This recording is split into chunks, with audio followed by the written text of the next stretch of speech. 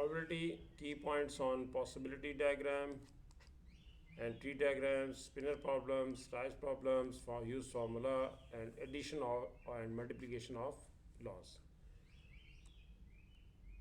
Question number 7, in which we have a bag contains red counters, blue counters and yellow counters. So a bag has red, blue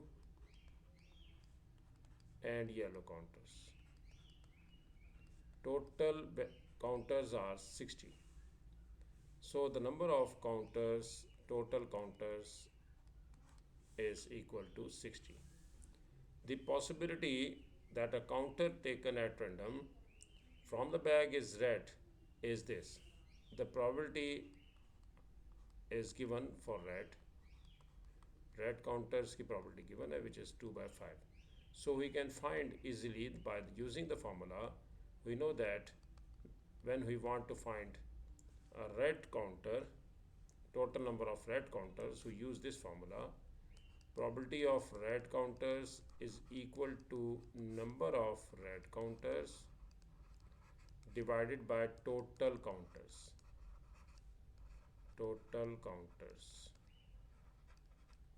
So probability of red counter is 2 by 5 and the number of red counters you can find easily by substituting the value of total counters, which is 60. Now multiplying both sides by 60, we get the number of red counters 5, 12 to the 24. So the number of red counters are 24. Now the probability of that a counter taken at random from the bag is blue, which is the 5 by 12. Now probability for blue is 5 by 12. So the number of blue counters can be found by using this formula, number of blue counters divided by total number of counters. So the probability is given, which is 5 by 12. 5 by 12 probability given है blue की, ये लिखेंगे. Total number of blue counters find out करने हैं कि blue counters कितने. Total counters are 60. After multiplication both sides by 60, we have easily the number of 12 5 the, so 25. There are 25 blue counters.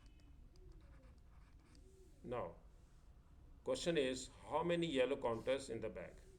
As we know that the number of blue counters plus number of red counters plus number of yellow counters, there are total counters are 60.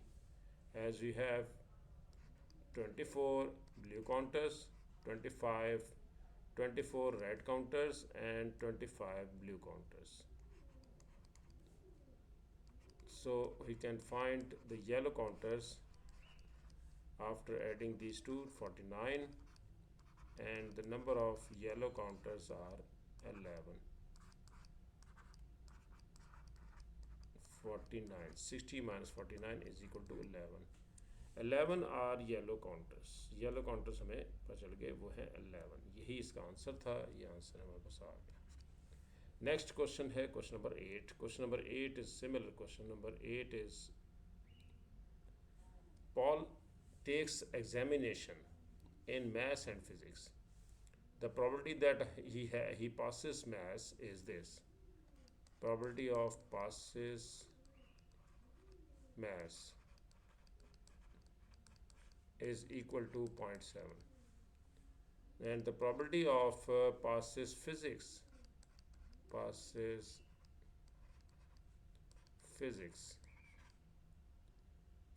को पास करने की probability है 0.6. The results in each subject are independent of each other. Calculate the probability that he passes maths, does not passes physics. First you find this value. As you know that The passes physics is 0.6. This is noted by small p. Let this is equal to small p. P for favorable and Q for unfavorable. So the sum of these two always is equal to 1. Probability में P और Q का सम हमेशा 1 होगा. Total probability हमेशा 1 होती है. पास करने की probability 0.6 है, तो फेल होने की probability हम फाइंड आउट कर लेंगे. उसे हमने Q से डिनोट किया है. 0.6 यहाँ लिख लेंगे और Q फाइंड आउट करना है. टोटल probability हमें पता है 1 होती है. Q की वैल्यू आपके पास आ गई 1 माइनस 0.6, ये आ रहा 0.4. Q means the probability does not pass physics, और वो है 0.4. इसे हमने Q से डिनोट किया था. अब हमें फाइंड आउट करना, find the probability that he passes maths and means multiplication. तो आंसर आएगा रिक्वायर्ड प्रोबेबिलिटी पास करने की, मैथ्स पास करने की 0.7 है. Probability of passes maths and does not pass physics. ये आ गया. बस पास करने की 0.7 है और फेल होने की फिज़िक्स में वो 0.4 है. इन्हें मल्टीप्लाई कर देते हैं. 0.28 इसका आंसर आ गया. ये हमने फाइंड आउट करना था, यही इसका आंसर है 0.28. और इक्वलेंट यानी कि आप फ्रैक्शन में भी दे सकते हैं. Next question number 9. Question number 9 में, question number 9, a fair 4-sided spinner is numbered 1 2 3 4. Anil spins its once. He gets his score by doubling the number obtained. अगर नंबर 1 आता है तो उसको डबल कर देगा तो आंसर बस आ जाएगा 2. डबल करने से 1 मल्टीप्लाई बाय 2. 1 अगर स्पिनर पे आता है तो उसको 2 से मल्टीप्लाई कर दें, 2 आ गया. अगर 2 स्पिनर पे आता है तो उसको डबल करें, 4 हो गया. और अगर 3 आता है तो इसे मल्टीप्लाई करें 2 से तो 6 हो गया. अगर 4 आएगा स्पिनर पे से तो डबल करें तो 8 आ गया. ये डबल उसने यहाँ पर करने के बाद लिखा है. तो इसकी प्रॉबिलिटी पूछी है कि प्रॉबिलिटी क्या होगी. तो अब हम ये कह सकते हैं कि 1 आने की प्रॉबिलिटी 1/4 ही है, तो इसलिए इसको डबल आने की भी एक ही दफ़ा होगी. और 2 हमारे पास 1 टाइम ही है, और ये भी 1 आउट ऑफ 4. 1 2 3 4 टोटल 4 है, और उनमें से 2 एक ही दफ़ा आया है. इसी तरह से 3 1 टाइम आया है, तो 3 के आने की प्रॉबिलिटी 1/4 ही होगी. अगर 3 आएगा तो उसे हम डबल करेंगे, फिर 6 आएगा, वो भी एक ही दफ़ा आएगा. इसी तरह से 4 1 टाइम है, और जब हम इसको डबल करेंगे, अगर 4 आता है स्पिनर पे तो उसको डबल करने से 8 आएगा. तो 8 भी 1 टाइम ही आ सकता है, इससे ज़्यादा 8 नहीं आ सकता. तो हमने देखा कि 2 आने की प्रॉबिलिटी 1/4 है, क्योंकि 2 उस वक्त आएगा जब 1 स्पिनर पे आएगा. 1 जब स्पिनर पे आएगा उसको डबल कर देंगे, 2 आएगा. तो 1 स्पिनर पे आने की प्रॉबिलिटी 1/4 है. 2 के स्पिनर पे आने की प्रॉबिलिटी वो भी 1/4 है, क्योंकि 2 भी एक ही दफ़ा आ रहा है इसमें. तो इसलिए हमें ये पूछा था कि भी इसकी इनकी प्रॉबिलिटीज़ बता दें, तो हमने इनकी प्रॉबिलिटीज़ फाइंड आउट कर दी. टेबल कंप्लीट हो गया. ये पॉसिबिलिटी डायग्राम थी. नेक्स्ट है बिलीव स्पिन्स इज ट्वाइस. अब जब डबल होगा ट्वाइस तो फिर आपने हॉरिजॉन्टल और वर्टिकल दोनों ही ड्रॉ करने हैं. 1 2 3 4 स्पिनर पे नंबर्स हैं, और वर्टिकल भी 1 2 3 4. उसके बाद वो कहता है she gets her score by adding. तो ऐड करना है, ये देखिए हमने ऐड करना है. The numbers obtained complete the possibility diagram.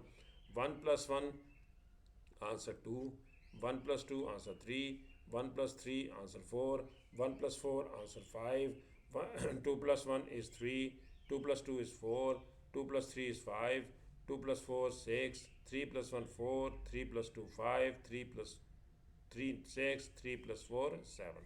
इस तरह से 4 + 1 5, 4 + 2 6, 4 + 3 7, 4 + 4 8. ये डायग्राम कंप्लीट होगी. 1 मार्क का क्वेश्चन था पास पेपर से. Complete the table showing the possibility of the probabilities for the sum of Billy's scores. Greater than two there are total. पहले total देख लेते हैं कि कितने हैं. 1 2 3 4 और 1 2 3 4. मल्टीप्लाई बाय 4, 4 बाय 4 16 टोटल हैं इसमें। और अगर आप मैनुअली काउंट करना चाहें तो कर सकते हैं 1 2 3 4 5 6 7 8 9 10 11 12 13 14 15 16, फिर भी 16 आएंगे। 16 टोटल हैं और ग्रेटर देन 2 इसमें 2 इंक्लूड नहीं है क्योंकि ग्रेटर देन का है, इक्वल नहीं का। तो ग्रेटर देन काउंट कर लेते हैं। देखो सिर्फ एक दफ़ा 2 आ रहा है टोटल 16 में से, तो 15 ही रह गए। ये देखें 1 2 3 4 5 6 7 8 9 10 11 12 13 14 15, 15 इसमें हमारे पास हैं और 15 आउट ऑफ 16, 15 बाय 16 प्रॉपर्टी यहाँ पर गिवन है। सिमिलरली अब हम निकालते हैं 4 ग्रेटर देन 4। ग्रेटर देन 4 में यहाँ से 5 से शुरू करेंगे 1 2 3 4 5 6 7 8 9 10, 10 टोटल हैं ग्रेटर देन 4 आउट ऑफ 16, ये इसका आंसर आ गया। ग्रेटर देन 6 देखते हैं, ग्रेटर देन 6 में 6 इंक्लूड नहीं होगा। 1 2 3 3 हैं और 3 बाय 16। ग्रेटर देन 8 कोई भी नहीं है तो 0, 0 बाय 16, ये इसका आंसर आ गया। कंप्लीट हो गई इवेंट इसकी डायग्राम, पॉसिबिलिटी डायग्राम, और ये इसके आंसर्स भी थे।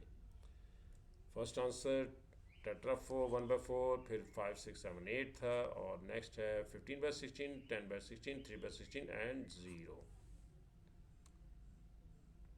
Question number 10। क्वेश्चन नंबर 10 आपने सॉल्व करना है और इसका आंसर आपने कमेंट्स बॉक्स में देना है। मैं आपको इसको कंफर्म कर दूंगा कि आंसर क्या है इसका सही। आप प्रैक्टिस करें इसकी और आंसर इसका कमेंट बॉक्स में दें।